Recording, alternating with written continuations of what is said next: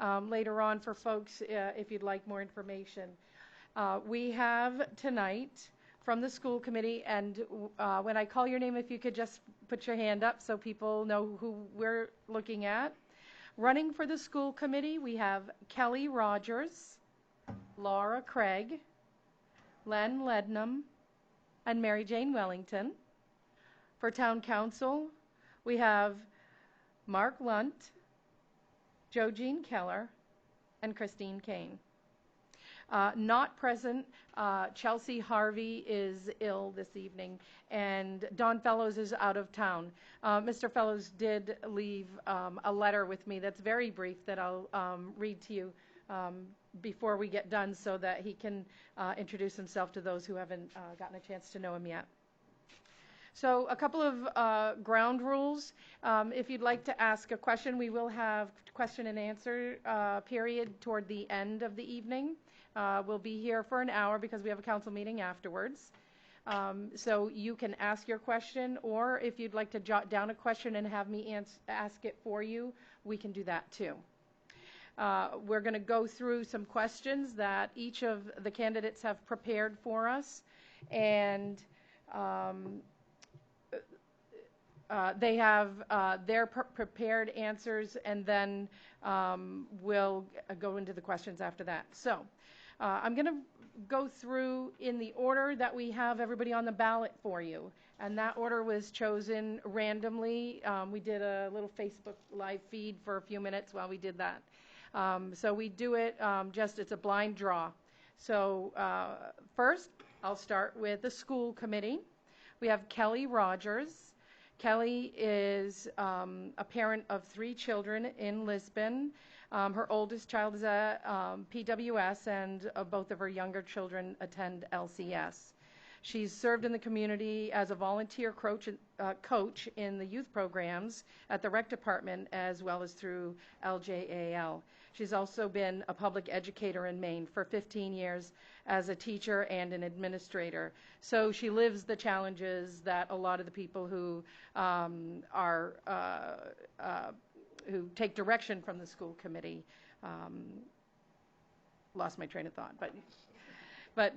so she has strengths. One of her strengths that she has told us is one of her strongest is that she lives that day-to-day school system work. So next, for introduction, we have Laura Craig for school committee. Laura is also from town, and Laura, I didn't get your bio, so we're going to ask you a question or two. Okay. But I met Laura when she took her papers out to run for the committee, and the one thing I can personally say about her is she has a lot of enthusiasm. So why don't you tell us very briefly about yourself, Laura? My name is Laura Craig, and I have a home here in Lisbon with my husband, 2 children, and in-laws. I grew up in Lewiston, but in 2005, when I was only 19 years old, I was offered a job in Lisbon Falls, and even back then, I knew I had found a community to call my home.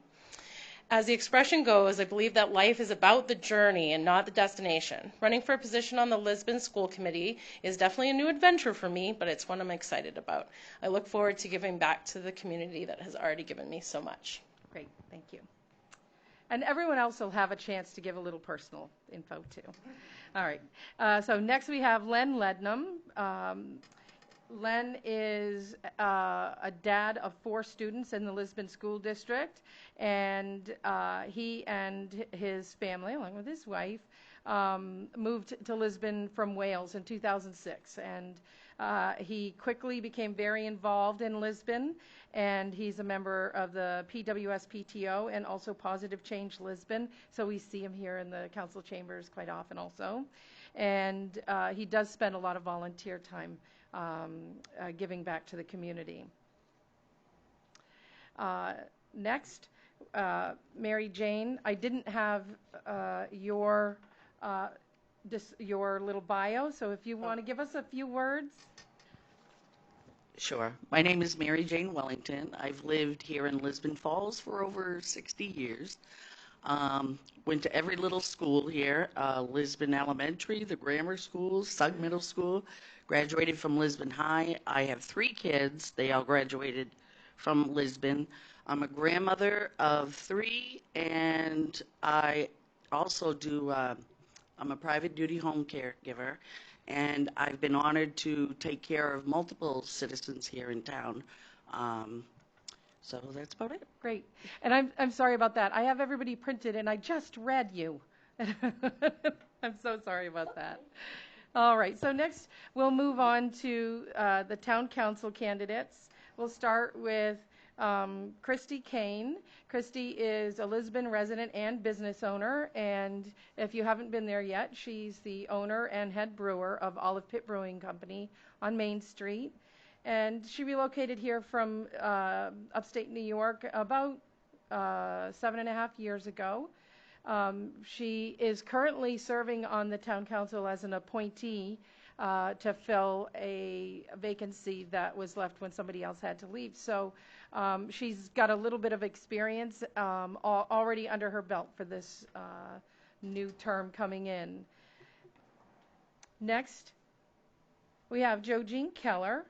Jo Jean lives in Lisbon Falls, and she's been an active civic-minded community member since the late 70s. So she's been here a little while, and she's been active the whole time. She's eager to bring her energy and enthusiasm and willingness to listen to the town council. And and again, everybody's going to give you a little more information too as we go along. Next, I'm going to read a quick letter from Mr. Fellows. You've all probably seen Councillor Fellows at the table. He's running for re-election. He's seeking a second term as town councillor, and he apologized for being out of town. He's traveling this week. He says, as I did back when I first ran, I still aim to better our town government for all of us. I've closely worked with planning for the future of our town by being part of the Lisbon Development Committee, envisioning projects such as the Warumbo redevelopment, and in developing downtown design standards. He says he's currently a liaison to the Planning Board and to the Water Commission, and he enjoys working as a go-between and helping to ensure that the groups are better coordinated. He's interested, in addition, in making it easier to serve, including things like remote meeting policies, thinking about enacting on greener possibilities like green purchasing initiatives, and staffing government with adequate numbers of well-qualified and compensated team members. He's also interested in being very responsible in every way in how to spend local tax money. I'm going to be posting all of these for you so you can read in-depth and extra information. Okay. Lisa, I think you missed me. I didn't. I'm not done you yet. You, I get to wing. Okay. I've known Mark for many years. Councillor Lunt has served in many capacities for the town of Lisbon. He's currently a town councillor, and he has a breadth of experience as a member of the council that includes planning board information and multiple committees. And he's a very dedicated member of the town council. Is that okay? Yep. Okay. Okay. So moving on, let's get to the part we've all been waiting for. As we get to you, Lisa, I'm going to ask each person the questions as we go. On the first question, for those of you who haven't had a chance to add anything to what I introduced you as, go ahead and give us a quick little intro, okay? So once they introduce themselves, we'll start the timer on their answer to the question. All right. So the first question is, what qualifies you for the office you seek? And I'll ask it over again as we move down the line. I'm going to start with Kelly Rogers. All right. Hello, everybody. I'm Kelly Rogers. I am currently on the school committee, finishing up my first term. I've learned a lot, and I'm really excited about being able to continue to advocate for our schools in this capacity. When my oldest son started pre-K, I started attending board meetings as a parent, becoming involved in the PTO at LCS, and really supporting in any way I could. So in addition to being a school committee member currently, as Lisa shared, I am a parent of 3 children moving up through our schools. And I've also been a volunteer coach for 8 years of several teams, so I know a lot of our kids across our community.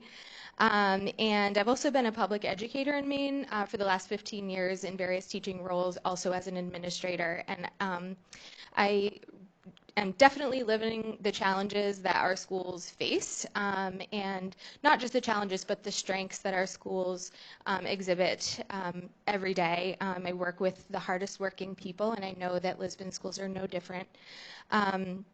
But I hold myself to professionally to very high standard, always pushing for how we can better serve the diverse needs of our learners in our schools. And it's definitely a mindset that I bring to our school committee, and looking through that lens with every decision that we make. How do we do what's best for our kids? Thanks. Thank you. And next we have Laura Craig. I believe I am qualified for a position on the Lisbon School Committee for many reasons, but there are 2 attributes I would like to highlight. Firstly, I worked at Lisbon High School until recently, and it's this insider perspective that influenced my decision to run. I see opportunity for improvement in our school district, and I wanted to take a more active role in the betterment of the Lisbon School Department for students, family, and staff members. Secondly, I have a passion for this community. Part of the mission statement of the Lisbon School Committee is to develop a respectful and supportive culture in the schools and the larger community that builds pride in our students, our schools, and the community. And that is certainly an ambition of mine. My affection for the students of this community is a part of my character, but it also comes from knowing that the care and value we place on our children today will help the Lisbon community continue to grow and thrive in the future. Thank you. Next, Len. Well, why am I qualified? Well, I run a manufacturing company. I know that doesn't qualify me for a school committee, but my work does. I work in a high-stress environment that takes a lot of pulling together our institutional knowledge and coming up with the best solutions. Through my work, I have learned to communicate and navigate different personalities. Not everybody gets along, especially in a work environment. We all know that. And I've been able to learn skills that I feel will help me on the committee. I am a father of 4 in this district. I have 2 at the elementary school, 1 at SUG, and 1 in the high school. When my wife and I moved here, we fell in love with the community. It's an amazing, wonderful community with wonderful educators. But we have experienced the highs and lows of our educational system, from IEP meetings to volunteering. I've seen it all, and I would like to bring that perspective to the committee. Thank you. And next, Mary Jane. Hi. What qualifies me to run for the school committee is that I'm a citizen of Lisbon. I'm not a convicted felon. Excuse me, Mary Jane, can you use your microphone? Oh, I'm sorry. That's okay. I'm sorry. I'm a registered voter, and I want a chance to possibly make some positive changes. That's it. I have no fancy credentials, and I've never run for a political office before. Instead of thinking about the issues invading education, I decided to hopefully be part of the solution. Thank you. And next, we'll go to the town council. Mark Lunt.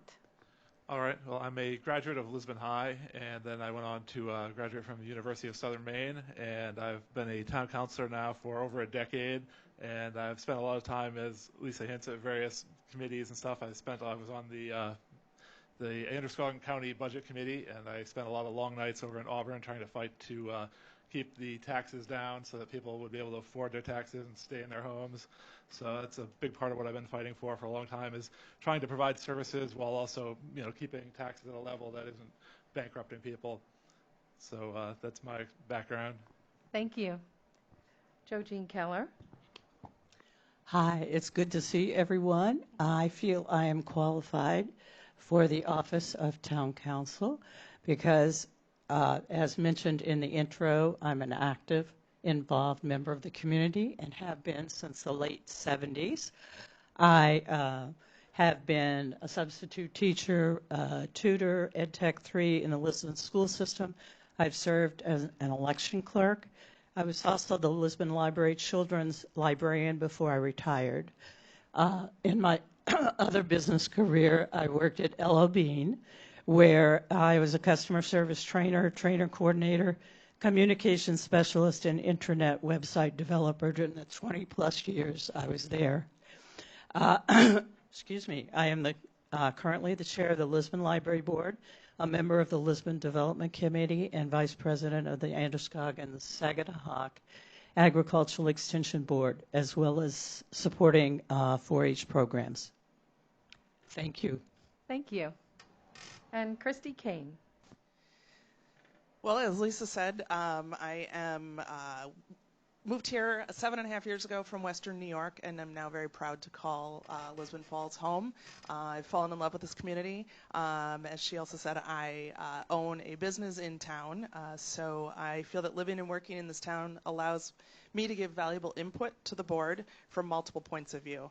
I can evaluate the issues before us from multiple angles. I consider the impact that a decision will have on the people of this community, consider the impact to the physical environment of our town. I do also have a master's in environmental management, so that can come into play, and consider the impact a decision will have on area businesses from a business owner's point of view.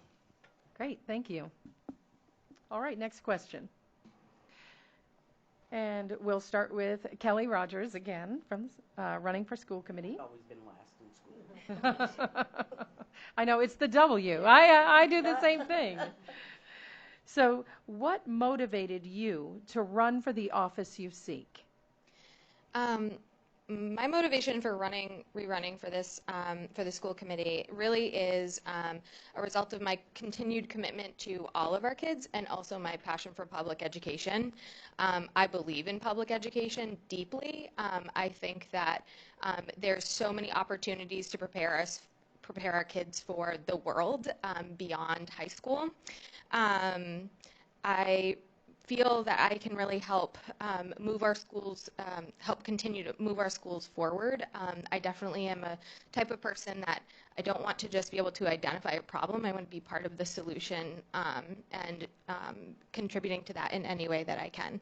So, so again, I really believe in our community. I believe in our kids. I believe in our staff. And I'm deeply passionate about the work. I do it for a living. So I think I bring that to the table. Thank you. Thank you. Laura Craig. My top 3 motivating factors are as follows. In my experience as the high school secretary, I discovered how deeply I cared for the students and wanted to make sure that their experience within our school district was supportive and rewarding. It also became apparent to me during my years at the high school that there is a need for better communication between members of the community and school administration, as well as better communication and cooperation between members of administration and the incredible teaching staff we have here in our district. The final factor behind my choice to run for school committee is my desire to help provide an inclusive, caring environment for all students and staff within the Lisbon School Department, as I believe they all deserve to be in a place that is welcoming and safe. Thank you. Thank you. Len Ledum. My motivation starts with my kids, and secondly, it starts with the conversation that has arisen around public education over the past couple years. So many times I see our educators, our school district, denigrated, or this is being taught here, this is being done there. And as a parent who volunteers in the schools, who has children in the schools, I just couldn't stand by and listen to this. I know what is being taught in our schools, and maybe it's, as Laura said, communication. I don't know what the disconnect is, but I felt I needed to run to show that show our community that, listen, we're not San Francisco, we're not Chicago, we're not Florida, we're Maine. We've always been independent, and we've always taken our own path. Thank you. And Mary Jane Wellington. I was motivated to run out of fear of not being able to homeschool for various reasons in a couple years. So I started thinking about the different ways I could get involved with the elementary school. I started researching the statistics and scores to our schools on multiple websites, and I started seeing that our math and reading is maybe 2 to 5% difference in reading, and our kids are still graduating from high school with a 47% rate of reading and doing math. So these low scores in math and reading have been an academic issue for quite some time here in Lisbon. And the more I was out in the community talking with citizens, the more I got motivated. So I thought maybe I know I'm a grandmother. I haven't been in the system for a while, but I really have a passion for what our little children are going to be learning in schools. Thank you. And on to the town council, Mark Lund. What motivated me to run for office was to try to continue the good work that I think we've been building here in the last few years in Lisbon. I think things are going in a positive direction, and I want to continue that work and make sure that we stay on the right track. So that's my motivation for wanting to continue to be on the town council. Thank you. Jo Jean Keller. I am excited and motivated by the changes in Lisbon and the possibilities for growth. I feel I can add value to the town council with my outlook, ideas, and commitment. I am also excited and energized by the amount of public interest in the development of the Robumbo site and business development in Lisbon Village. I also feel we have a very vocal community, and I respect and value that. Thank you. Thank you. And Christine Kane. Well, as Lisa said, I was asked to fill a seat that was vacated, and I accepted that challenge, was appointed to the role. So I've been on the council since May, I think it was, and originally thought I would just fill the 6 months until someone new could run. And I quickly came to see that I could have a positive impact on our community through my involvement with the council. And so when my wife was not originally really behind my idea of being away from home more, but she was the one who actually said, we're having a positive impact, why don't you run? So that's what motivated me to run to stay in the seat for the remaining 2 years. Thank you. The next question is, do you have sufficient time and energy to devote to this position? So, in the interest of not having Mary Jane go at the very end of the school and Christine go at the very end of the town council, we're going to switch it up a little. Let's start with Mary Jane Wellington. Okay. I'll put in the time and energy needed to listen to parents and keep trying to get them involved. It's crucial to be involved if parents want to say in their child's education. If parents don't get involved in decision making with a school board, then you risk the right to decide on rules and guidelines, therefore allowing others to make the decisions for you regarding your child's education and who teaches. Thank you. Next, Len Lednam. That backwards thing got me messed up. Yes, I do. But to be honest, I'll probably be coming from some other event or have something the next night. But yes, I do have the time and energy that I'm full of. With 4 kids, you kind of learn how to run on a little bit of coffee and even less time. But yes, absolutely. The way I see the position is not only devoting time to the seat and the procedural stuff, but it's also reaching out to parents, being in the community, and making that personal connection with the people that you're representing and the students. I tell people all the time, we can always use more volunteers at the PTO, so I'll hit you guys up. But anyway, yes, simple answer, absolutely, with every breath. Thank you. Laura Craig. Yes, I am fortunate to be in a position to have the time and energy to devote to the Lisbon School Committee. Outside the twice monthly meetings, I intend to make myself available weekly to community members to hear any feedback or current concerns. I'd also like to be engaged within the schools by scheduling meetings and walkthroughs with building administrators. And I will continue to enjoy the extracurricular activities such as plays, musical productions, and sporting events that our talented students partake in.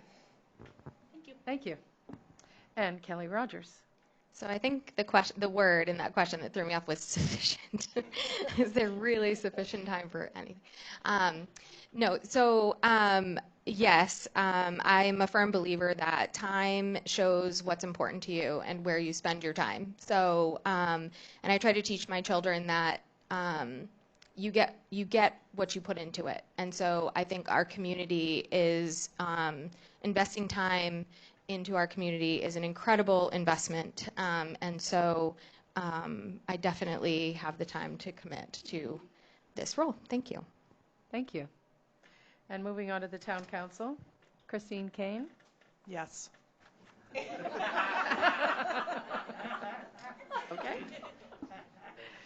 Jo Jean Keller. I can't top that, Christy.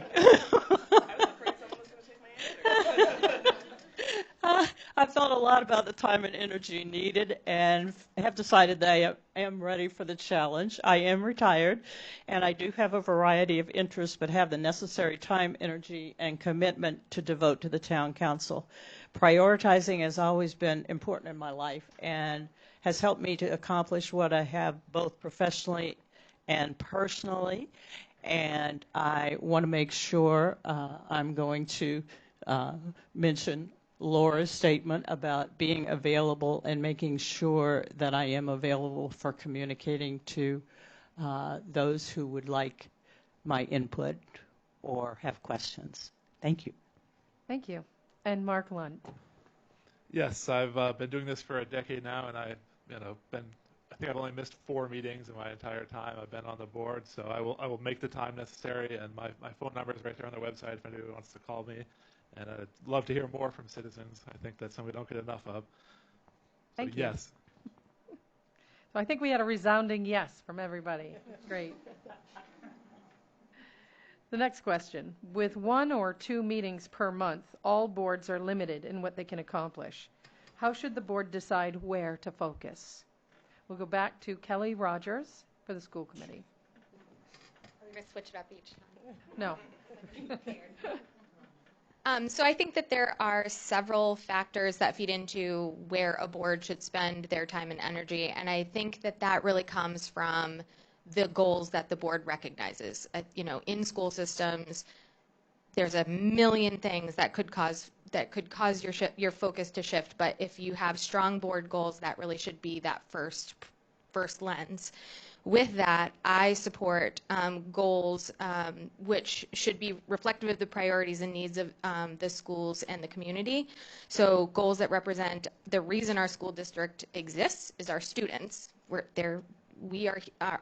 district exists so that we can support our students' learning and growth, and then stemming from that, supporting goals that support essential resources that our staff need really to be able to do the remarkable work that they do, and ensuring, as Laura said, that our school system is a safe and welcoming place for all students, and also a place that all students can learn and grow.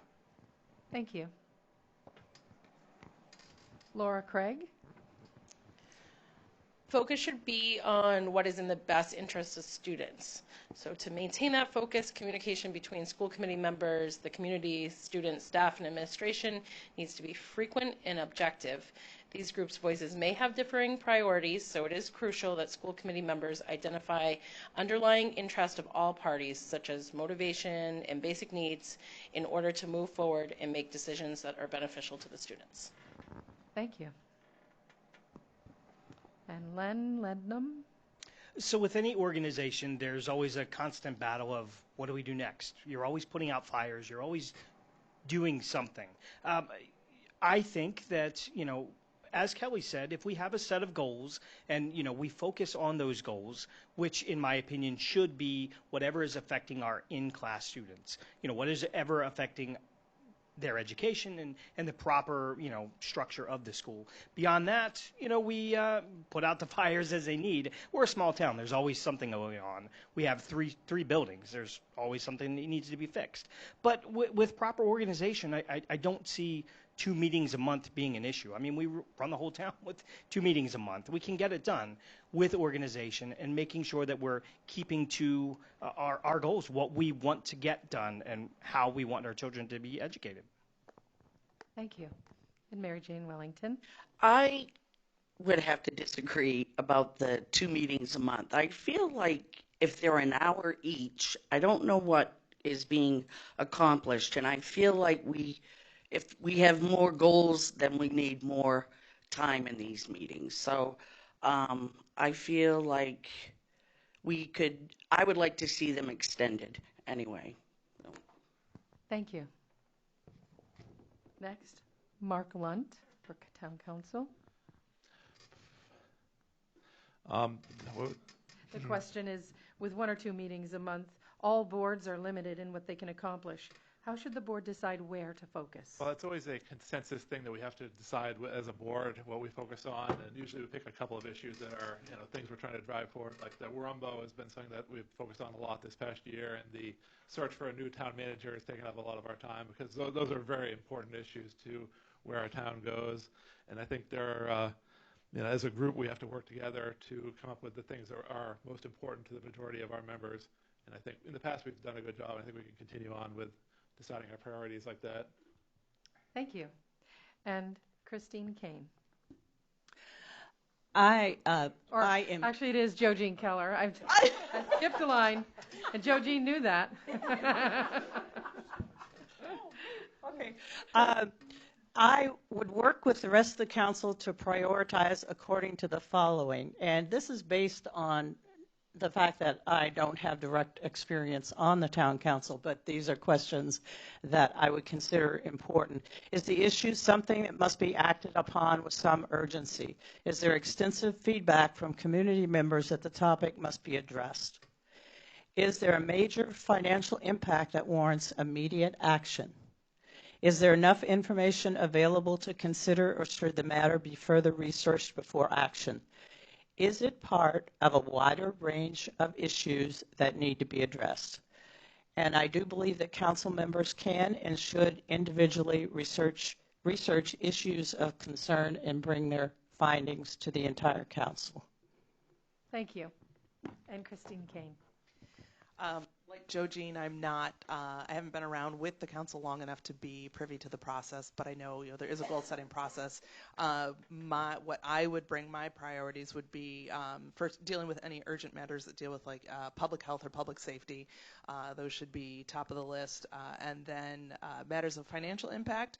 And finally, any issues, then I would look at any remaining issues and prioritize them by which ones create the most value for the community. Thank you.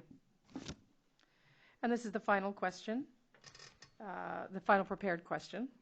Think of an issue facing Lisbon that you care about. Do you have a positive solution you'd like to bring forward? We'll start with Kelly Rogers.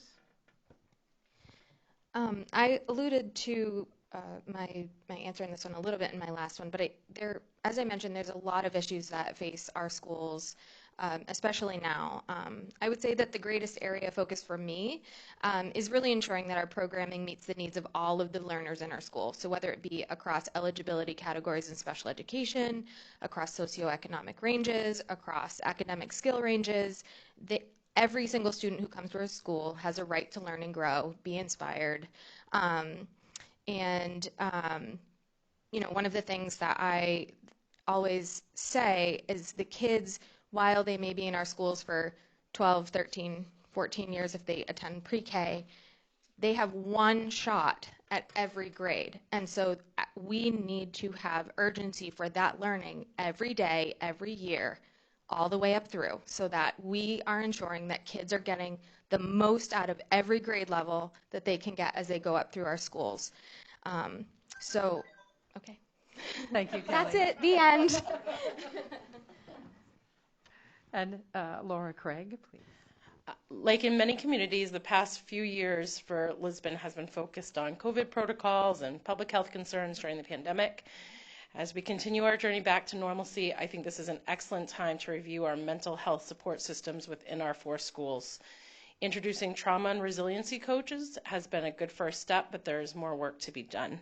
We have students in this district that come to school each day with their basic needs unmet, which makes it hard to focus on learning. I'm curious of the building administrator's feedback on current district policies regarding additional support services and programs being offered. I would like the opportunity to discuss it with them if elected. I am also interested in the MIAS data for our district. I believe that right now is a time for courage, not comfort. My first step would be to listen and learn before any action could be taken. Thank you. Len Lednam. So for me, it's bullying. It's something that we experienced in our home from both sides of the issue, unfortunately. But bullying, especially over the past couple of years with the pandemic and everything that has gone on, really just with discourse in general, bullying has just gotten out of hand. I've spoken to so many parents that children are crying about getting on the bus because they're worried about the bully at school. I would like to see preferably a group put together, whether it's a subcommittee or a task force built of community members, officers from the school, administration, and have this group find solutions, research ideas, what's working in other districts, what can we improve here, and then bring those solutions to the committee. A lot of people say they'll call the administration and they don't get anywhere. So have this group report to the committee so that the committee is directly involved in these solutions. Thank you. Mary Jane Wellington. I feel had I not interacted and started running for this position, I wouldn't know a lot of things that I've been listening to. And if I hadn't interacted with parents and listened to the issues facing Lisbon schools, then I wouldn't know about the serious complaints about staff, and not only from parents, but students themselves, in which they've tried to address it over the years. Since I would consider this matter one of my top 3, I would bring before the board my solution on this, along with some other ideas regarding the bullying problem and how to bring our reading and math scores up. Thank you. And for the town council seats, Mark Lunt. Well, one of the major issues that I'm sure a lot of people in town have seen is the issue of illegal junkyards popping up in places around town. And I think we've been trying as a council to work with these people over the years and try to get those down. But unfortunately, I don't think we've really had much success. As people can see, some of the issues have gotten worse over time and built up. So one of my focuses would be to actually take this to court and get the worst offenders cleaned up, and make that an inspiration for other people in town to clean up their situations and not violate ordinances and make the town look good so everyone wants to move here and bring businesses here. Thank you. And Jo Jean Keller. I had 2 major concerns that I listed, and one is construction on Main Street in Lisbon Falls, and the active and clearly voiced concerns about lack of attention paid to Lisbon Village. So those are 2 that are on my mind, and it seems that even with all the efforts to communicate about the construction, that people didn't understand what the impact was going to be to them personally. And I just hope we can learn from this experience and learn how to communicate better. Another couple of issues that I've thought about recently are supporting our police and our fire department in making sure that they have adequate equipment, and also that they are learning the latest in how to deal with the current environment and what we are all dealing with. And thank you. Thank you. And Christine Kane. One issue I care deeply about is the site of the former Warumbo Mill. As a local business owner and a holder, as I said before, of a degree in environmental management, I'm passionate about seeing this space developed into a multi-use event space that will preserve the natural elements and beautiful view while generating income for our town through diverse events and festivals. Additionally, as a new business owner, I understand the challenges of opening and running a business in town, and I would enjoy working with the town to fine-tune these processes and the communications involved so that we could encourage new business ventures to come to Lisbon. Thank you. So that ends the prepared questions that we have. Do we have any questions from the audience, either for the panel as a whole or for any individuals? If you'd stand up for me, and I'm going to give you a microphone so that we can all hear you. I won't need one.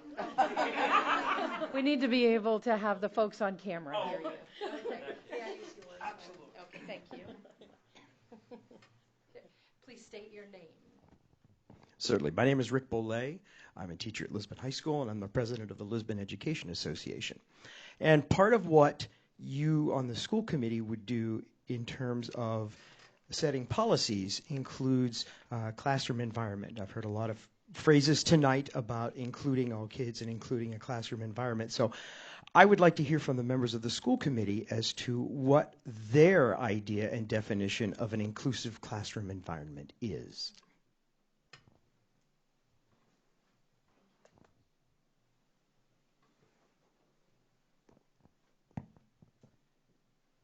So for this question, why don't we start at the end of the table and move to the other end for the school committee members. Len Lednam. Rick, thank you for the question. An inclusive environment is an environment that every single student feels safe. Safe can mean anything. Safe can mean warm. Safe can mean loved. Safe can mean literally anything at all. But whether a student has green hair or blue hair or short or long, our schools should be a place where those children get on the bus and they know that, you know what, for the next 6 hours, 7 hours, I don't have anything to worry about but learn. So many times, kids are coming from situations at home that many of us couldn't even understand. We need to make sure that when they come to our schools, they know that everything's okay there. I'm not afraid of a little sticker that says safe if it means a student sees that and knows I'm okay here. These people care about me. And that's what we need to be doing as a school district. Thank you. Mary Jane Wellington. What was the question again? The question is basically, what is your idea of an inclusive environment in the classroom? Well, whatever is being taught in the class, if it's math, everybody's included in math. If it's social studies, whatever. I don't know what all the inclusive is. I mean, I'm perplexed by that. However, I'm willing to listen whatever the inclusive means. Thank you. Next. Okay. So, to me, an inclusive classroom means that all students have the opportunity to learn at their level. So it has academic meanings, it has social emotional meanings, it has human meaning. So when a student is in a classroom, they should have opportunities to engage in learning that is meaningful for them, that helps them learn and grow. They have a right to be in a classroom where they are treated as an important citizen of that classroom. Their ideas are important. Their experience is important. They have a good, positive relationship with their peers and their teacher. And then social emotionally, it means that kids have access to resources that they need to be the best selves that they can be. So whether that means clear instruction on what's a great strategy if we're feeling really angry today, to how do we engage in conflict resolution with our peers when there's a problem. So to me, inclusion means that all around kids are included. Thank you. Thank you, Kelly. And Laura Craig? Yes, that was a great answer. So I think something that Kelly said that really touched on me was about the classroom environment being a good and positive environment with their teacher and their peers. And then also, I also liked what Len said about when you come to school, the only thing you should have to worry about is learning. So providing an environment for that, I think, is what it means to be safe and inclusive. Thank you. Thank you. All right. Do we have any other questions for the candidates? Thank you, Len. Absolutely. Can you please state your name before you ask? My name's Emily Livy. I'm a senior at Lisbon High School, and I'd like to ask the school committee how you plan to see the students' point of view and how you plan to come and hear us and what we want.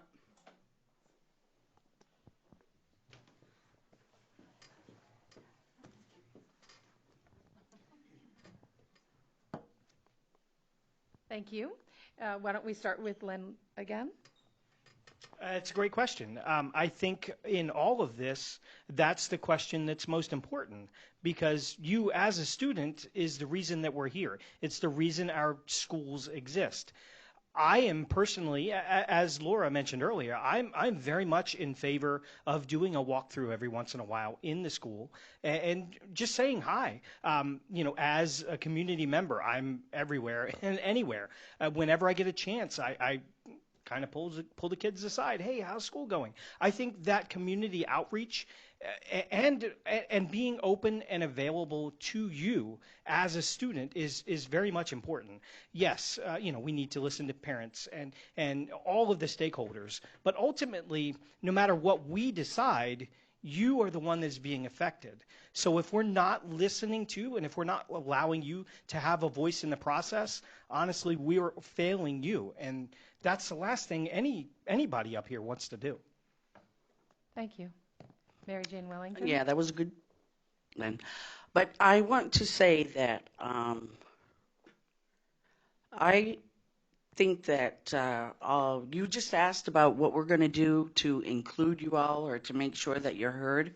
And I really like the fact that the walk through the schools, and I would like to see more participation from parents listening to their kids and then talk to us on the school board, have more interaction. And I feel like we would be able to address those better than just talk behind the scenes. So. Thank you. And Kelly?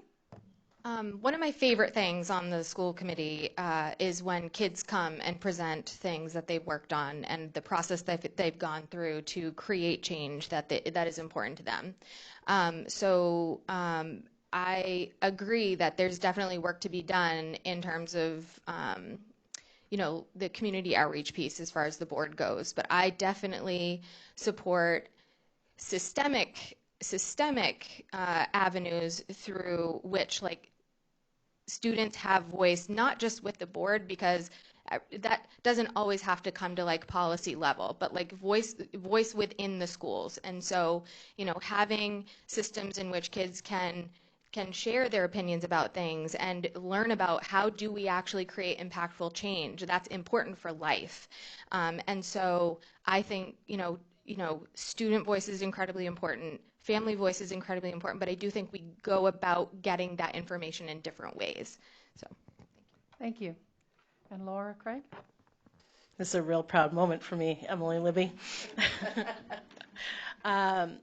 So I think also being available for the students to come speak to council members, whether that's at a school board meeting or reaching out via email, we're there for you as well. You're the students. So being comfortable with reaching out to us in some means.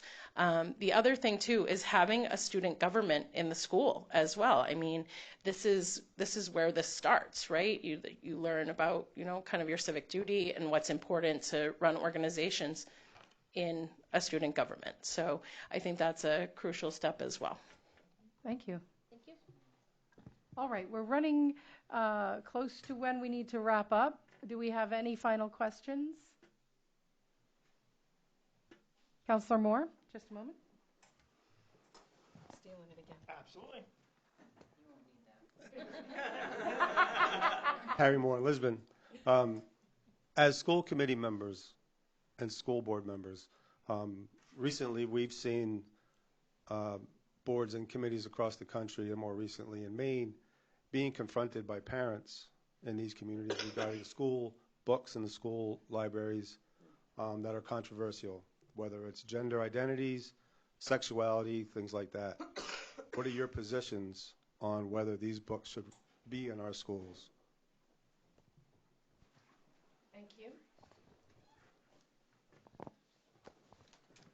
Why don't we start with Laura Craig this time? Thank you. That's a very thoughtful question. I am not against having materials like that in school.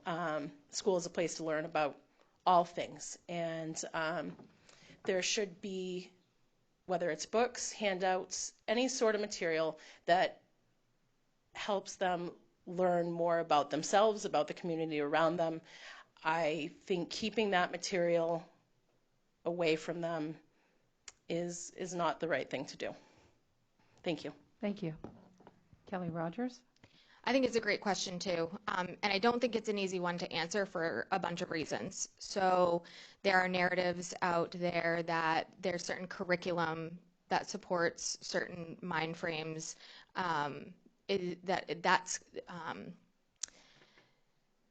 It feels like the narrative based on like what I experience in schools isn't accurate. I think that students come from all kinds of backgrounds, all kinds of families, all kinds of preferences, and all kinds of just identities, that I do think that kids need to be able to have the opportunity to see themselves in books that they can relate to. I think that's how kids kind of figure out who they are individually.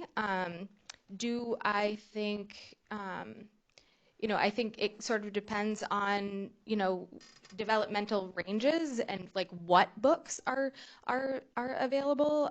So I do think there has to be, it's not a straightforward question. I know you're looking for a straightforward answer, but I think there's a lot that goes into those decision makings. Thank you. Mary Jane Wellington? I think a lot about that question. It's I knew at some point this would come up, and it is a really delicate question. But I want you to know I feel it's not like it's a matter of trying to shelter our kids from ideas. But as parents, I feel like it's our responsibility to decide when and how those ideas are introduced. For certain teachers to decide that they are going to take a role as parents without their involvement has gotten not only my attention as a mother and grandmother, but citizens throughout the country. So I'm not about banning books. I just feel like there's a time that our kids can look at those, and I also feel like maybe some of these books shouldn't be in our schools. There's that. Thank you. Len Lednam? Thank you for this question. I too was expecting this question. So it's kind of a complex answer, like Kelly said, but I am absolutely against banning books. Obviously, as a committee, we should be able to look at books and say, you know what, that's bordering on pornographic. But I don't know who in here has been in any of our libraries here at the schools, but all these books that I hear about, that the talking heads get all upset about aren't in our books or aren't in our libraries. Yes, we have an LGBTQ section in our middle school and high school, but we also have books about the life of Jesus. We have books written by Bill O'Reilly. So the question is at what point who decides what books we have in here and who we don't? I think we can all agree, no matter what political spectrum you're on, obviously we don't want pornographic material in front of our kids. But other than that, I mean, what are we doing? I think we need to bring down the rhetoric a little bit and actually look at what's on the shelves as opposed to what people paid to profit off of our anger are telling us is on the shelf. Thank you very much. All right. So that wraps up our questions for this evening. Thank you all for your honest and frank answers. I think we got a lot of good information today, and we all know it's not easy to sit on that side of the table. So the next thing, if you don't mind staying at your seats for a few moments, I do have two more things I'd like to point out that will be on the ballot for the town of Lisbon. When you go to the polls, you'll have two ballots, one for the state and one for the town. The town ballot will have also a water commissioner's position. Arthur McLean is running for re-election. He couldn't come tonight. But in addition to that, we have the referendum question. And for a very brief description of what that referendum is about, we have our fire chief, Nate LeClaire, to give you a little description. And if I could use your, Absolutely. I've already got it warmed up. I'm going to have you use this so I can take notes. Okay. And if you'll stand right there. It's starting the timer now. Gotta have notes. So good evening. My name is Nate LeClaire. I'm the fire chief here for the fire department in the town of Lisbon.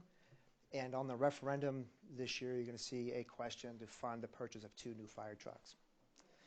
The reason why we're doing this now, the way we're doing it, is basically the economy and the cost and the build time behind these fire trucks. Our current fleet is aging. I know we just bought one a couple years ago, but the other trucks we have are pushing 20 or over 20 years old. The NFPA, which is the National Fire Protection Association, which governs everything the fire department does, recommends that we replace our fire trucks at the age, well, I should say replace, remove our fire trucks from frontline service at 15 years of age. We shoot for a 20-year age here.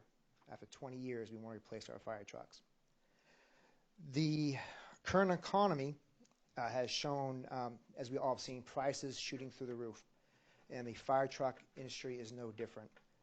Over the last 2 years, the industry has seen a 6 to 7% increase every 6 months, which under normal conditions is usually 3 to 5% every year. To give you an example, the engine we bought a couple years ago is $150,000 more than what it was when we signed for it in 2019. Just to give you an example of what's happening in the market. We don't know how long this is going to last. The dealers don't know if we're going to continue to see every 6-month increases, or if they're going to even drop down to reasonable percentages on a yearly basis. We don't know. With that being said, waiting another year would just keep driving these prices up. With a current production time of 2 years, if we order the trucks now, the trucks will come in 2 years when our current fleet is over the age of 20. So when we're shooting for a 20-year replacement on these trucks, we have a truck right now that's 19 years of age, a truck that's 18 years of age, and one that's 22 years of age. And looking at trying to get these trucks out of frontline service, trying to replace these trucks before they get to the point of failure, and being proactive and getting the equipment needed before it fails is the goal here. So the reason why we're doing 2 is because we're looking at designing trucks and change our operations to be more efficient with our lower staffing levels we're currently seeing with the decrease in volunteering. What we'll be doing is replacing our Rescue 10, which is a 2004. It's basically a big toolbox on wheels, and combining it into a rescue pumper. Then we're going to take our 2000 Freightliner truck, redesign that truck into a new truck that's more efficient and meets the needs of our current mission or operations for that truck today versus when the truck was designed 20 years ago. That's pretty much the quick down and dirty of the referendum. Again, I think it's really important to understand that we're looking at a 2-year delivery time for these trucks. We go into contract today, we cement those prices at today's rates versus having to wait 2 years. So that's how it usually works. And then when those trucks come in 2 years, we have the prices cemented now. If we wait another year, the prices just keep going up. And again, with that 2-year turnaround time, the trucks, again, will be 2 years older when they actually get replaced than what they are right now. Thank you very much for that. So that was so brief for you. Thank you, Chief LeClaire. We appreciate it. No. Chief LeClaire is available for questions if anybody has any for him. We're going to move on because we have a town council meeting next. So my personal clerk's office plug. We have sample ballots if people want to see what that referendum question looks like. We have early voting and absentee ballots available, and you can still register to vote if you haven't done so. All right, thank you all very much for coming. The Harvey candidate did not send any information in? No, she didn't. That's right. Thank you, everyone. Thank you for coming. Thank you.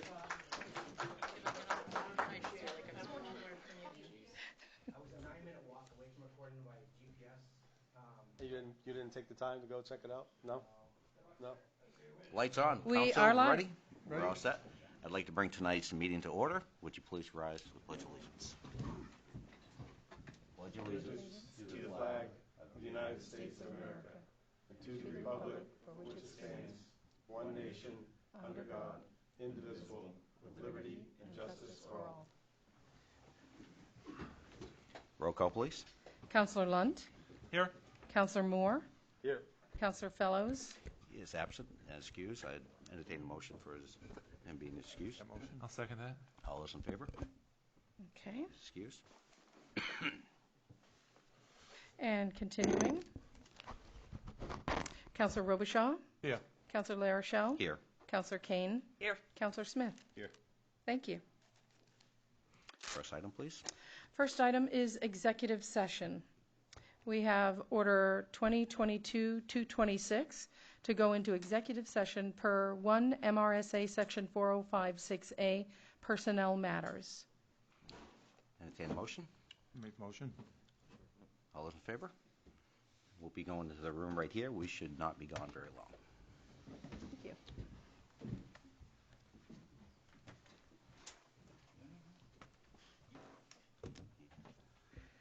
You got a padded chair. Here we go. We're live. Yeah, because I swapped out. All right, we're going to bring this meeting back to order. Is it official? Yes. All right. Councilor Mr. Moore? Chair, I'd like to make a motion. Yes, sir. I'd like to make a motion that we accept the contract as written and appoint Glenn Mikulowski as our new town manager. Entertain a second. I'll second it. All those in favor? Perfect. Congratulations. Pass.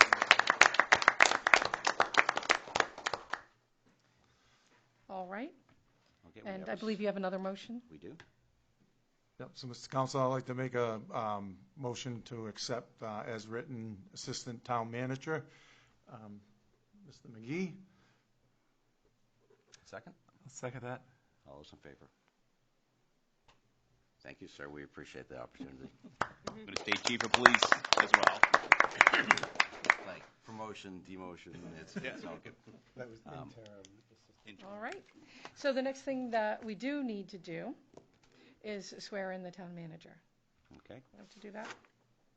You can step forward, do it there. We're going to do it right here. We need a picture.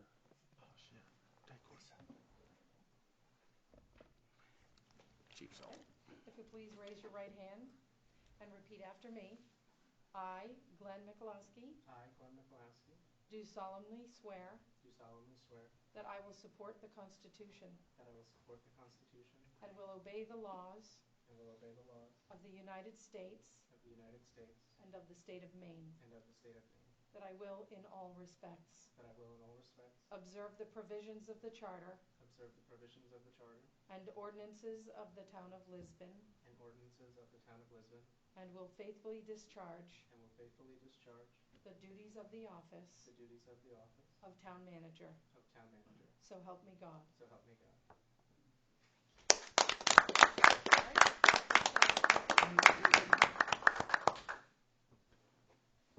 You're stuck with me now. There you go. Thank you. It's in ink. I think I saw your fingers crossed on the back. Chair. Just provide. I just quickly want to thank you guys for the opportunity. And in my short time as an assistant town manager here, I've had the chance to work with a great staff and a supportive council, and I look forward to the work we're going to accomplish in the years to come. Welcome aboard. I think it's going to be a pleasure. Thank you. And just want to take a minute to thank everybody that's been part of our town manager search. I've had a lot of committed town people and business people, and Councilor Moore has actually worked pretty hard through the process to try to make this happen. And it's been quite some time, but at the end of the day, I think we got the right people in place. And now we have one more opportunity to actually hire a new assistant town manager. And I think we're moving all in the right direction. So thank you very much, and thank you for everybody that participated in the search. Thank you. All right, next item, good news and recognition. Well, that's good news, right? We've already had enough for the night. Anybody with council or in the audience has any good news recognition over and beyond? Just want to make a brief statement that in the near coming future, we'll arrange with the new town manager to may have a little meet and greet one evening. I'll work with the economic department and Positive Change Lisbon to actually have a meeting some evening where we can actually get the townspeople in and business owners to actually come in and meet Glenn. And I'll work with you, Glenn, to find out what night would work best for you. And I'm pretty excited for that because I think it's good to actually kind of get the community involved and get you to meet a lot of people. So. Nice. Look forward to it. Perfect. Next item, please. Oh, yes, sir. A great opportunity. I don't know if this would be the right opportunity, but I did want to recognize Graziano Square, the dedication being offered to the town on October 29th. We posted it today for the first time.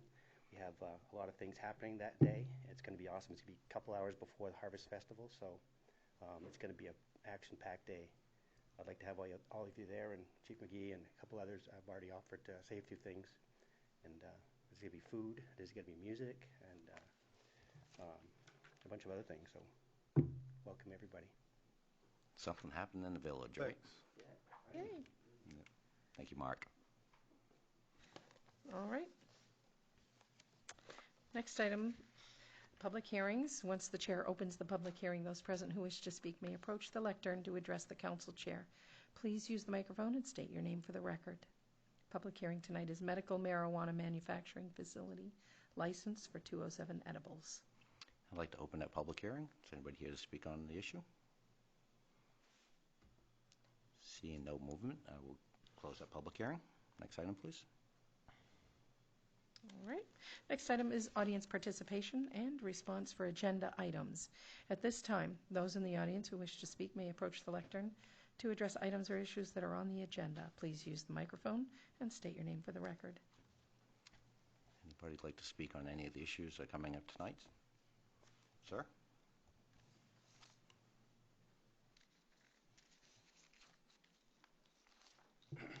And Jim McDonald, resident of Fairview Drive. Just would like to say thank you, Chief McGee, for being interim manager all the time he put in and the dedication to the town. Thank you. So thank you, Chief. Thanks. You're welcome. Very, very lucky to have him, that's for sure. Got a good team. All right. Next item is the consent agenda. Consent agenda items are considered routine and will be considered for adoption by one motion with no separate discussion unless a councilor requests an item be removed. Any councilor wishing to remove an item may do so now. Seeing none, Order 2022-227 to approve the municipal accounts payable warrants, $1,593,879.33. Municipal payroll warrants, $178,646.61. School accounts payable warrants, $152,213.96. School payroll warrants, $383,959.83. The minutes of October 4, 2022 and October 11, 2022. And the medical marijuana manufacturing facility license for 207 edibles. Entertain a motion? Make that motion. And a second? A second. All those in favor? Order passed. Vote 6-0. Next item, whenever you're ready. The next item is a council orders, resolutions, and ordinances. Order 2022-228, update to Chapter 50, Article 4, Division 1. Generally, Section 50-264, ATV access routes, and Section 50-265, signs. This is a first reading, so we'll ask for a roll call vote. And we actually went over this a little bit last time, as far as the ATV routes. And Chief, is there anything to add to that discussion at all, or? The only added to the discussion would be in regards to signage on the Androscoggin recreational trail. Will include either an electronic signal or mirrors to alert pedestrians of oncoming ATV traffic when approaching that blind corners going underneath the overpass of Route 196. That would be the only important thing in that area, and the only section of the trail, just to be clear, would be from the Big Dipper west underneath the overpass to the Sebastopol Bridge parking lot. I have a question. Is there going to be anything blocking the trail physically to prevent people from driving down the trail the wrong way? Yeah, the same posts that are in place now okay. will be on the trail, and we'll have to come up with something. We're working with Parks and Rec, probably coming out by the Sabatis River Bridge. I know it opens up, but maybe we might want to come up with a better scenario. We could work with the ATV clubs as well, collaborative, work on something. Entertain a motion. Make a motion. Second it. Any other discussion? My biggest concern is safety, so I mean, and if this is what we need to do to make sure the signage and lights and whatever we need to do in that kind of a blind corner down in that area. I know it'd be great if it can actually facilitate both everybody, right? Bikers and ATVs and walkers. We just want to make sure we have a safe environment there. There's no other discussion. We'll go to a roll call vote. Okay. Sorry. Councillor Kane? Yes. Councillor Fellows is not here. Councillor La Rochelle? Aye. Councillor Lunt? Yes. Councillor Moore? Aye. Councillor Robichaud? Yes. Councillor Smith? Yes. That is 6 yeas, 0 nays. Order passed, 6-0. Thank you. Next item, please. All right. Other business. GoNet Speed proposal for boat launch parcel. And we have Mr. Terry Turner here from GoNet Speed.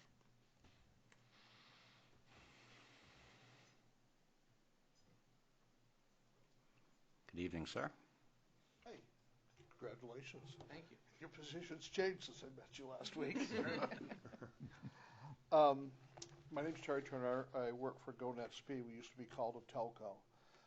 We're going to be starting the process of building a fiber network through Lisbon and also in Lewiston. And this is what they call the last mile. It's the fiber to the home, so you can connect high-speed fiber-based internet. As part of that build, it requires what we call an OLT, which is an optical light termination cabinet, which is essentially like a switching station, sort of like the old brick buildings you used to see for the telephone company where they had their switch gear. And we need a place to put that on our network. I did approach the town about several town parcels, and the former manager and now police chief, or still police chief, suggested the boat launch. And the boat launch is a good location as far as our fiber network goes because it comes down Frost Hill and then heads up 196. And so we can get what we call diversity. We can't go every place. We have to have multiple routes in and out. So that it's a good spot. Initially, when it was discussed with Mr. Cunningham, it was on the boat launch. I don't know, did you have a handout? I had the one copy, so I passed it Okay. around. So I have more if you'd like to see them. If you have them. If you want Oh, to yeah, I got all distribute them, kinds of great.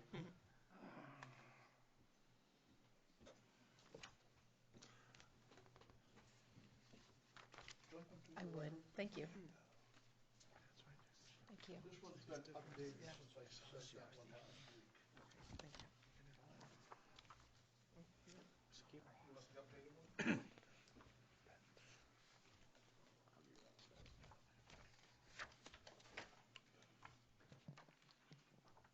Thank you.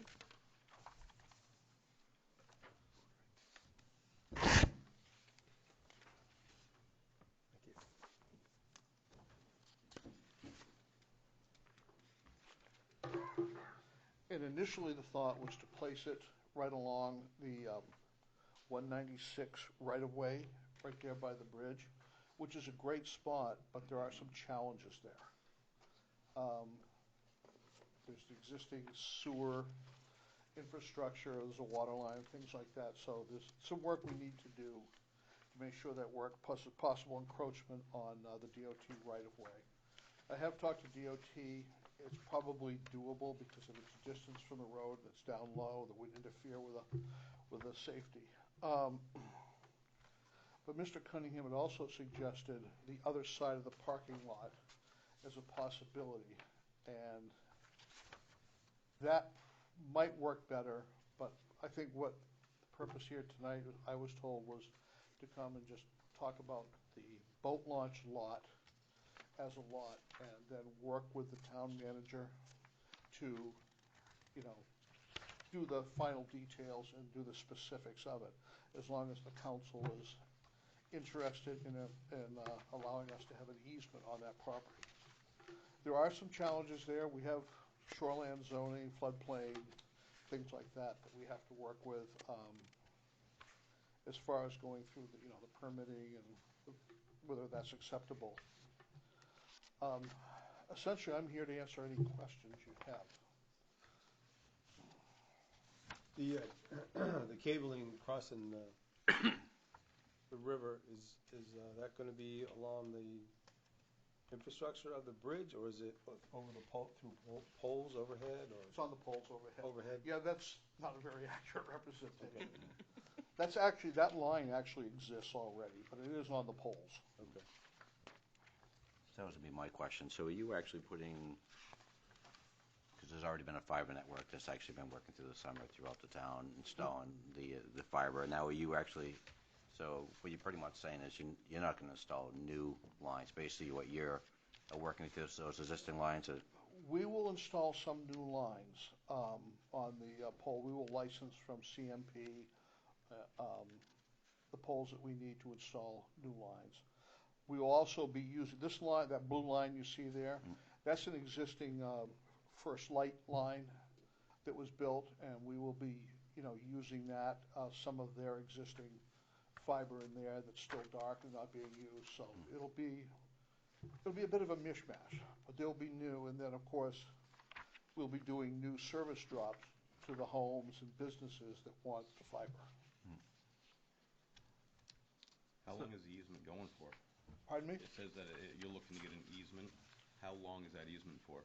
As long as the equipment is there. So if we take the equipment out, then it would be self-extinguishing. What's an average? I would say probably 15, 20 years. So the town's looking at getting less than $1,000 a year for that? Pardon me? So the town is looking at getting less than $1,000 a year for that? And that's what other towns have accepted. Okay.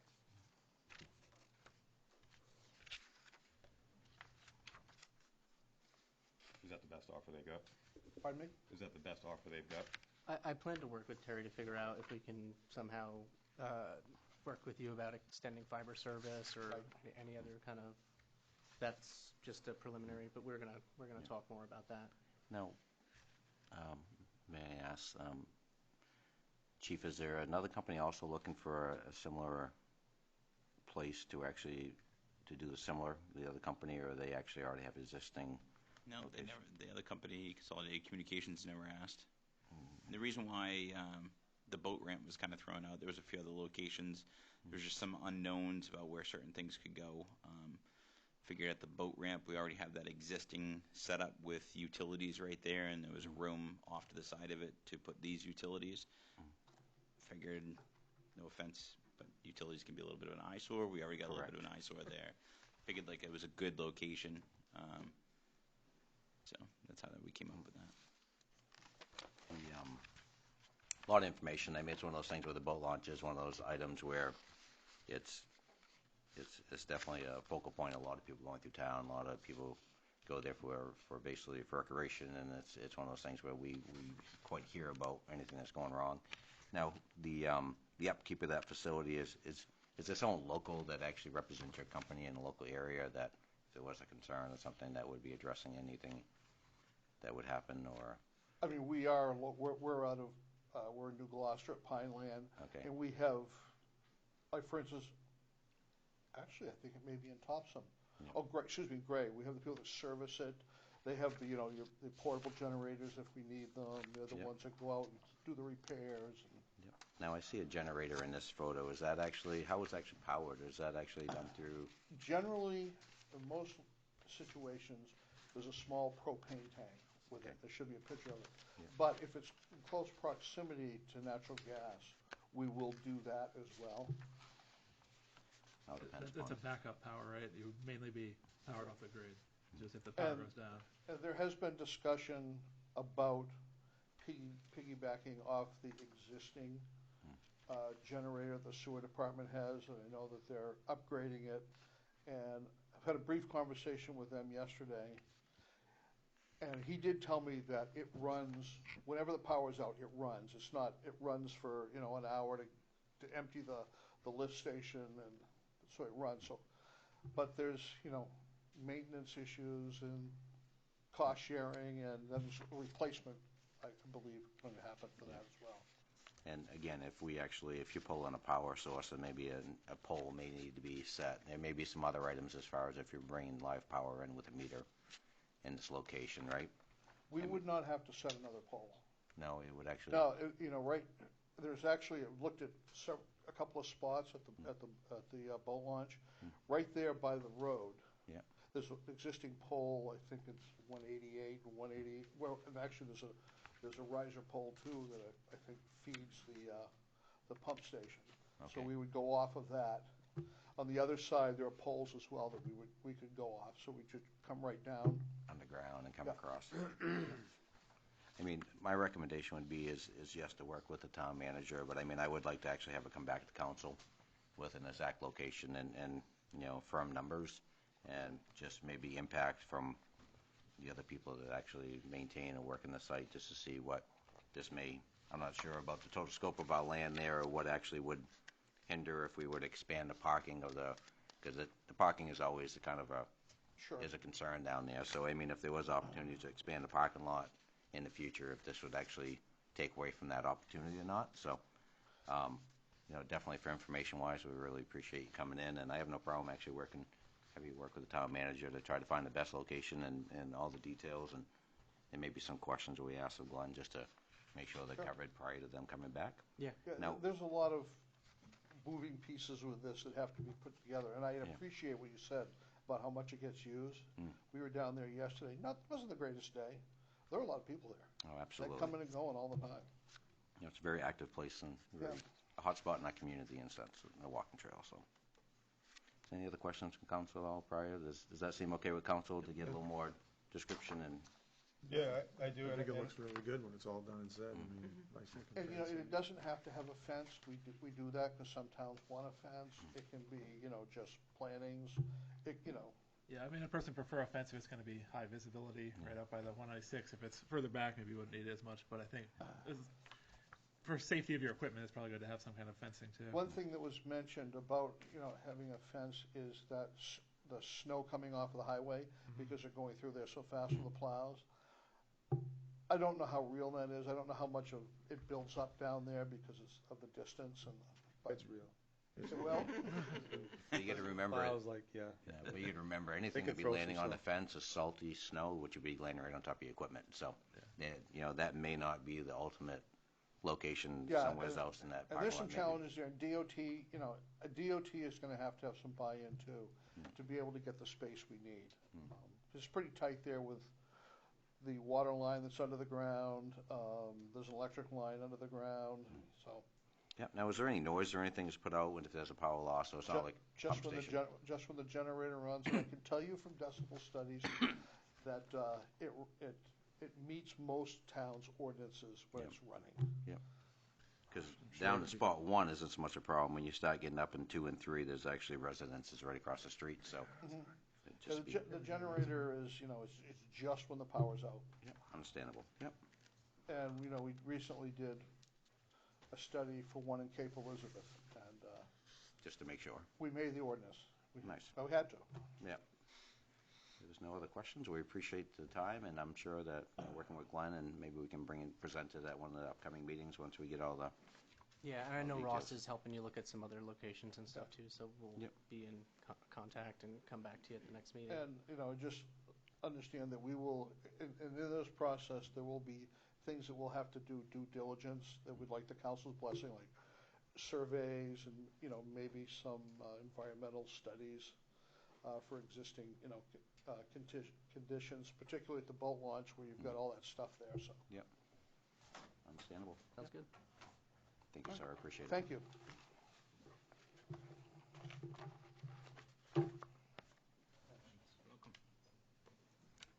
Next item, please. All right. Next item, Positive Change Lisbon. Good evening, sir. Good evening. Ross told me that you have our information in your packet, the SOQ. So essentially, I'm here to answer some questions and hopefully convince you to allow us to start the journey on this partnership. We all know that this site has been controversial for many years.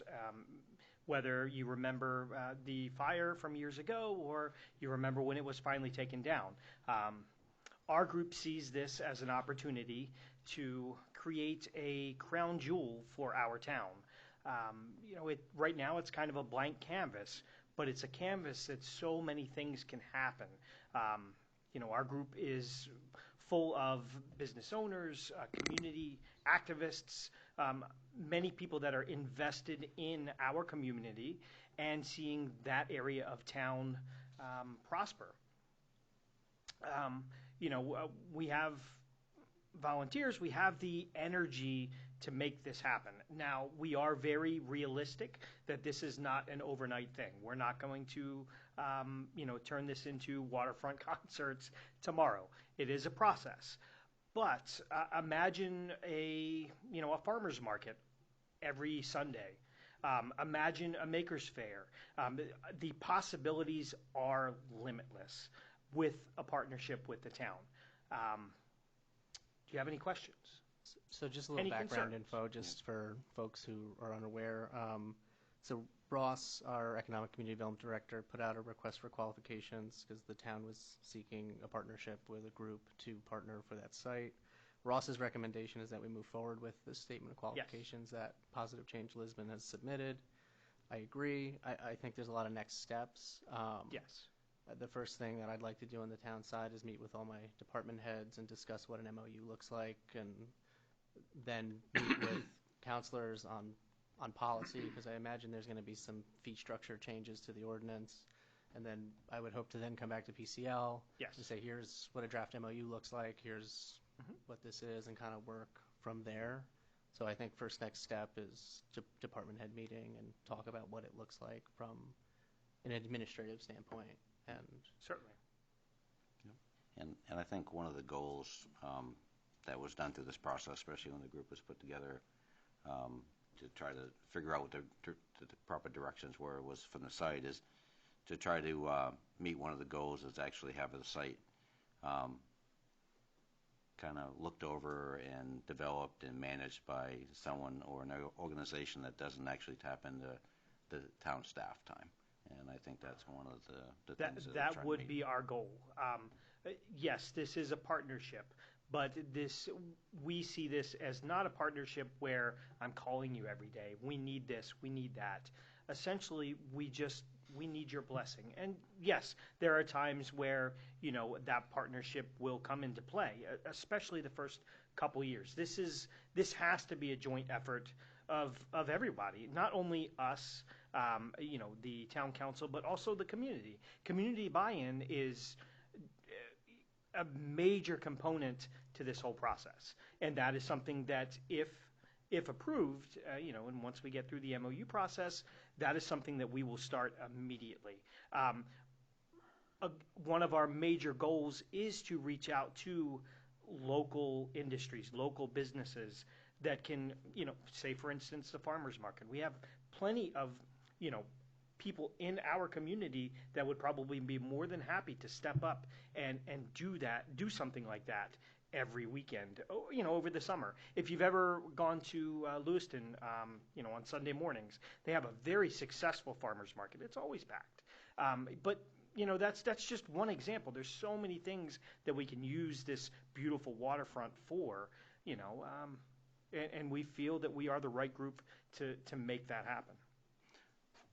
So, Sarah, basically, by sounds of your recommendations, what you're looking for is a council to vote on the motion to allow the town to start working with the management team to actually put together a process and a plan and agreement to actually work with the Positive Change as far as how this would look and then it would come back to council for final approval. Yeah, that's correct. And just for more information, Economic Development has submitted an application for a grant to remove some of that impervious surface and resod the area. We should know, I think, early to mid-November. And if, before it starts snowing, if we can get some of that work done too, that puts us a couple of steps ahead as well. Is the Economic Development Director still a member of Positive Change Lisbon? He is not. He's not. He is not.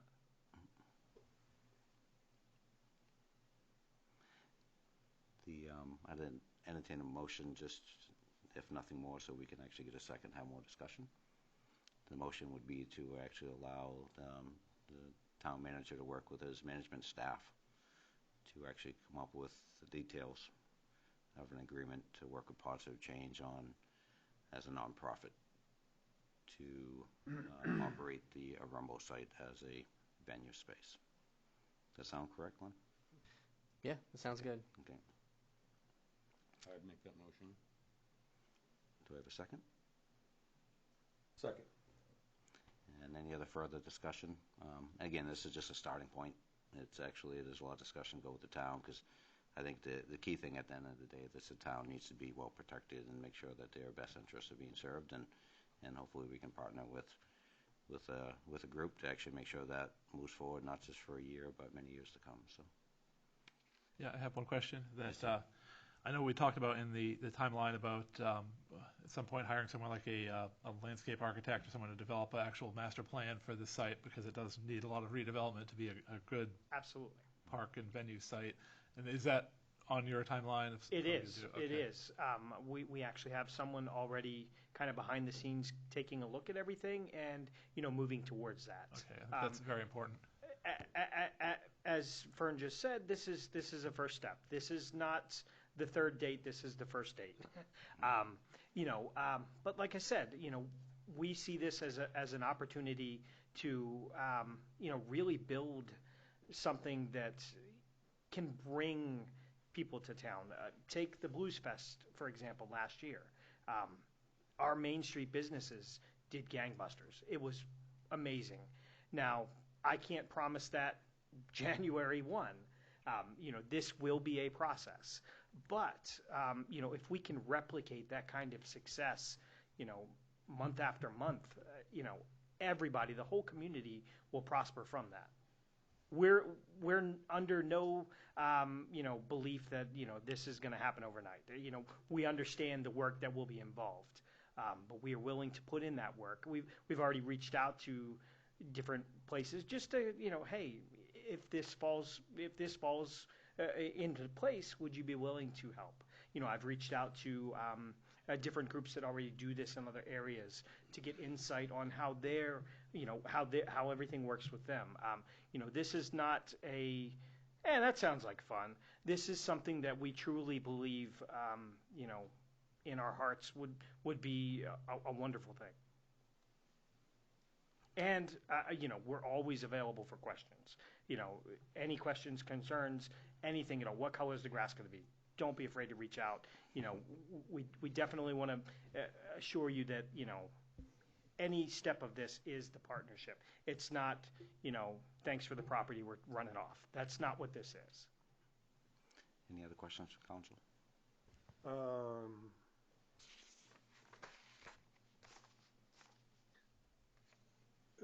I see in the paperwork it says that our vision for the property begins with the formation of, quote, Friends of Warumbo. Yes.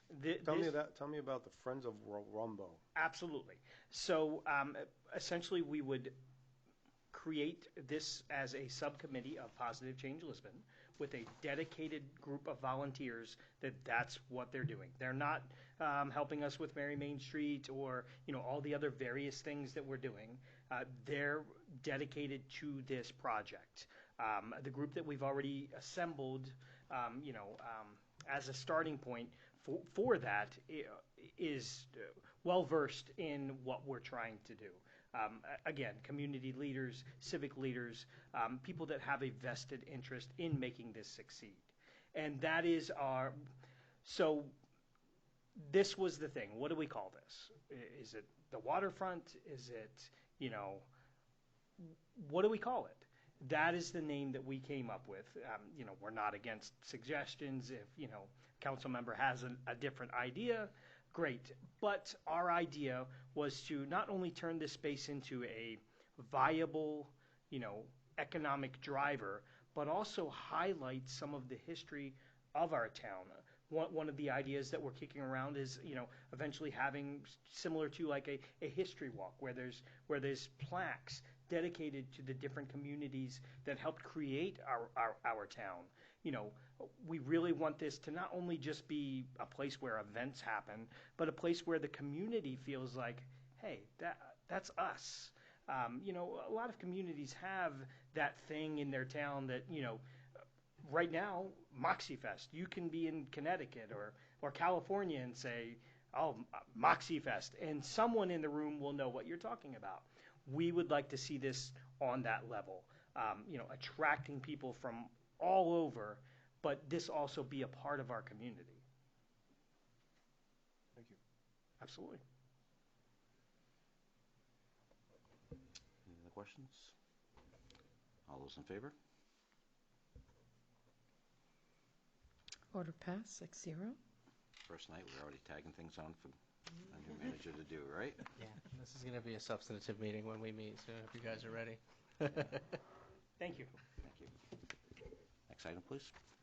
Next item, council committee reports. Alrighty.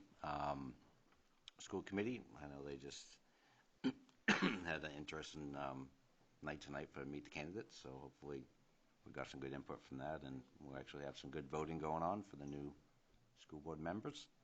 Planning board. Fellows is not here tonight. Listening Development Committee.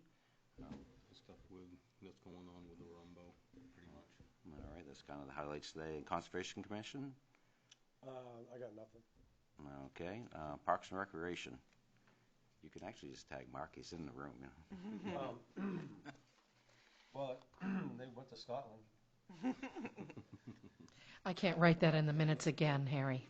Mark, can't did you write add that in the something minutes about again. Halloween night also? The committee didn't go to Scotland, but we did meet on October 3rd. And I apologize for not letting you know. I did about half an hour before we met. You did. But the committee met on October 3rd at the community center, and some of the things on the agenda were summing up all of our summer events and activities. That took a good portion. We talked about Graziano Square, the thing that we had just talked about earlier. We did talk about the Rurumbo site, moving the boat launch. We were talking about that with the 4 or 5 of us last time we met. I think it was in August. And that's still on our radar to make sure that happens before winter. And basically, what that is the hydro dam needs to have that boat launch moved past where the buoys are. They need to move that tree that's been around for probably 100 years, that's been falling down for the last 20, and everything's pretty much attached to that tree. So we're discussing that, and also equipment purchases, and also our staffing that we went through in September. Brought a group of 40 people to Scotland and Ireland. That was the first time we went to Europe. We've been to Alaska. We're going to the Northern Canadian Rockies next year, and we're going to Hawaii in February. Alin has an incredible senior program.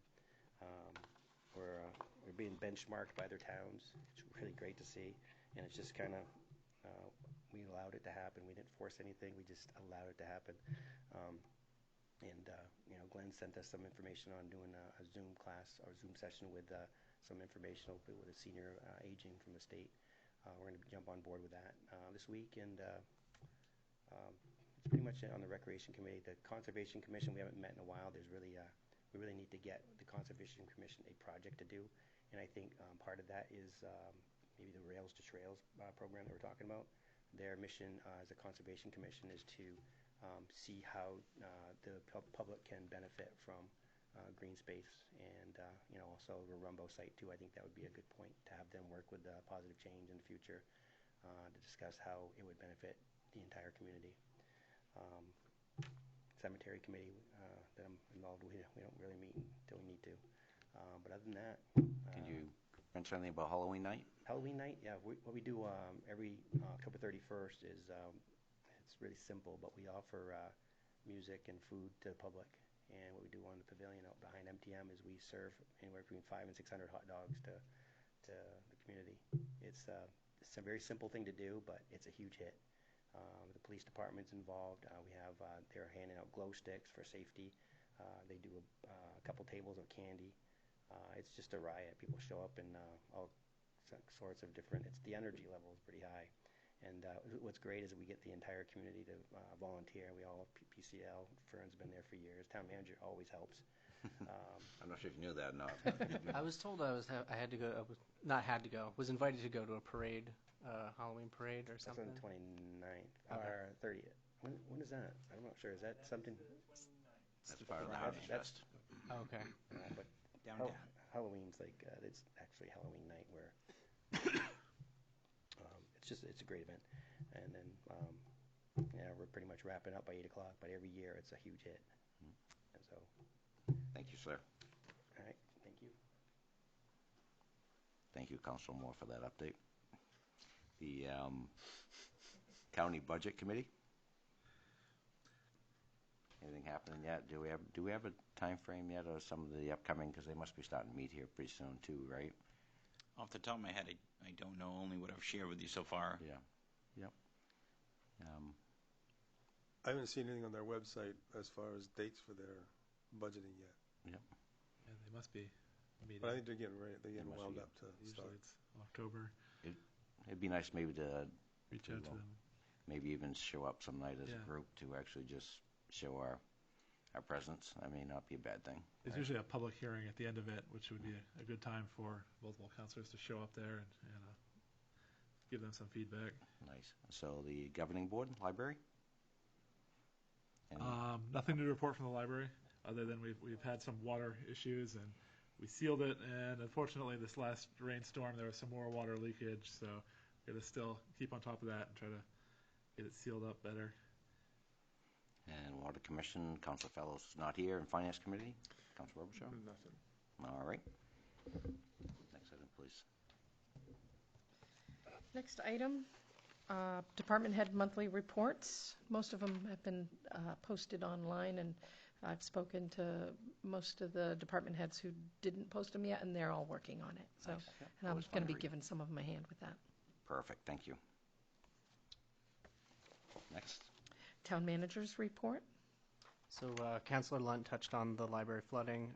We're working with Matt McKinnon at McGee Construction through those issues. The chief's been on this since day one of the project, so we're still working closely on that. Our engineer is going to come out on Tuesday and look at the foundation with us just to see, if it was from I don't know what the machine is called, that Compactor. yeah, the compactor. Sorry, it's Public Works Department. But yeah, we're gonna come out and we're gonna check out the foundation. And this all started on September 26th, and it's been 2 or 3 times now we've had issues. We'll get that look at next week. I actually had someone from UPS, United Parcel Service Management team, come in today. They were interested in placing a storage pod somewhere in the town, about 8 by 12.5 feet, so they could, distribute packages during the holiday season through their rush from now until the end of January.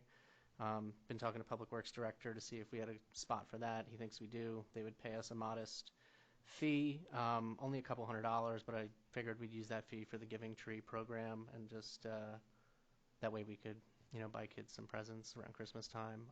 It's very small, like I said, 8 by 12.5 feet. He said he'd plenty of room by the salt shed, so we'll reach out to them tomorrow and see if they can drop the pod and go forward with that. But other than that, I've only been on the job for about 20 minutes now, so if the previous interim town manager has anything to add, that's all I've had for tonight's town manager report. Perfect, thank you. He's hit on everything. Good job. Next item, please. Next item are appointments. The first is order 2022-229 to appoint Kevin Ridley to the Finance Committee. Entertain a motion.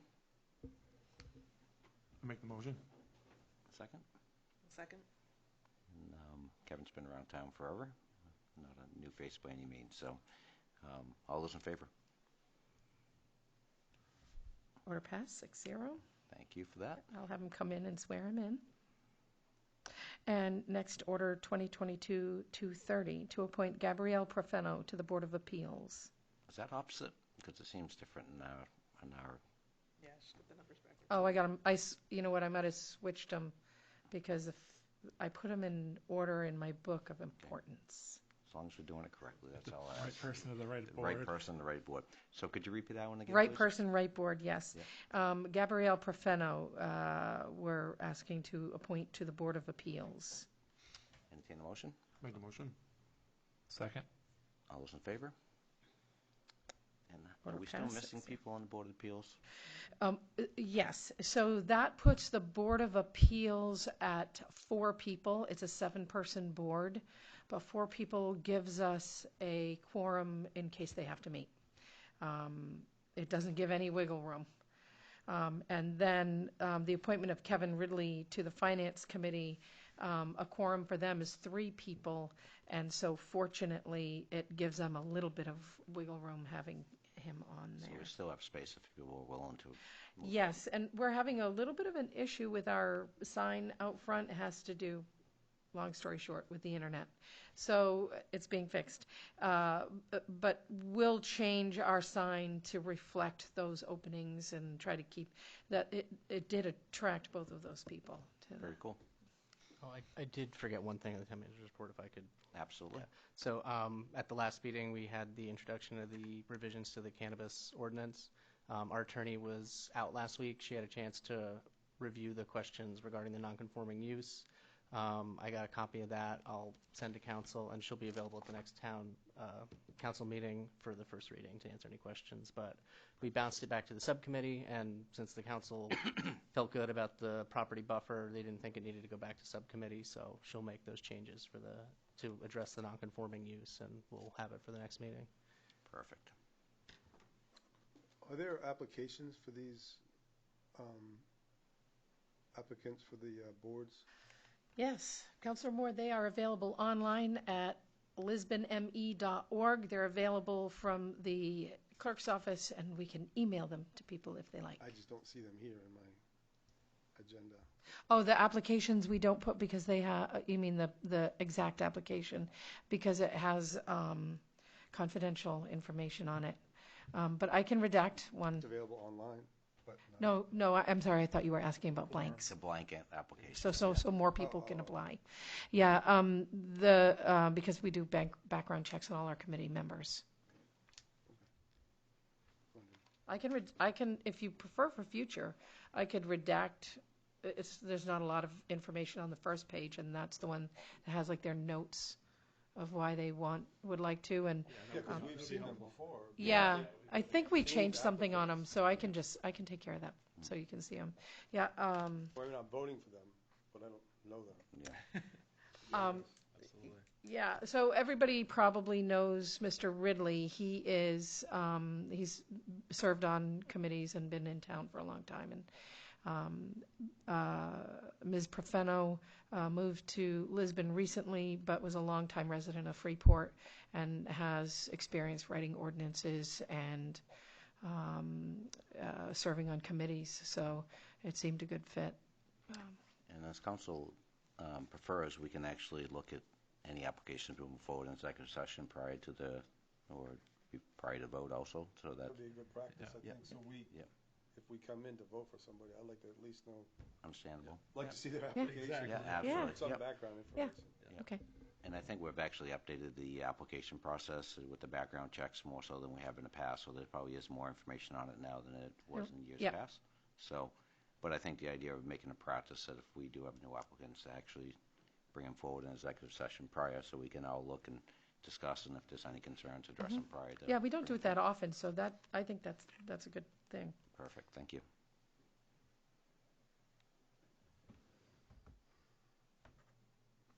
All right. The next item is Councilor Communications. Anybody on council have anything to add or bring forward to the meeting that we haven't already discussed? A lot of good stuff. We actually, a few of us did actually do the walkthrough of the possible expansion of SpringWorks. That was pretty enlightening. What a huge addition. I mean, that's just, it's not small. This is talking about a big Gonna be project. big. So, big project. So that's pretty exciting. I mean, I think that's just one of many new projects coming in our community that's going to actually help us move forward. So, And there's a lot of tilapia there. yes, a lot. Big ones. 40,000. It's, he never mentioned what it's going to be after the. Yeah, I meant to ask him, but it's got to be exponential from what he has. Yep. And I believe, I mean, they mentioned that once this facility gets, if the expansion goes in place, it's going to be the largest in the nation. Is that what I heard? I mean, it's not just on the East Coast, but like all over. It's huge. I mean, very big stuff happening in Lisbon. So, perfect. Next item, please. All right, next item is audience participation and response for new items. At this time, those in the audience who wish to speak may approach the lectern to address items or issues that are not on the agenda. Please use the microphone and state your name for the record. Come on up. Good evening, Kayla Tierney, Finance Director. Just wanted to say, as the holiday season is quickly approaching, the town management and town staff are working on the Thanksgiving basket program and the Giving Tree program.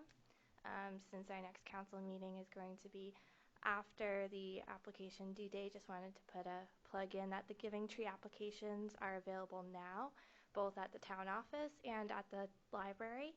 And those applications are due back by November 10th, so that's the day before Veterans Day. And we'll be working with Mark and the school, and also with Food City for the Thanksgiving baskets, the police department as well. Looking forward to another great holiday community-based program. Perfect. Thank you very much for everything you're doing. Thank you. Thank you. Any other takers? Seeing no movement, next item, please. Next item, Order 2022-231 to adjourn. Make a motion to adjourn. Second it. All those in favor? Thank you, everybody. The order passed. Sorry, Len. Yes. Yes. Yes. Yep. Is that okay? Yep. I'll buy the beers. I'll buy the beer. Whoa. If you make the beers, I'll buy it. Okay. Beer? I heard beer.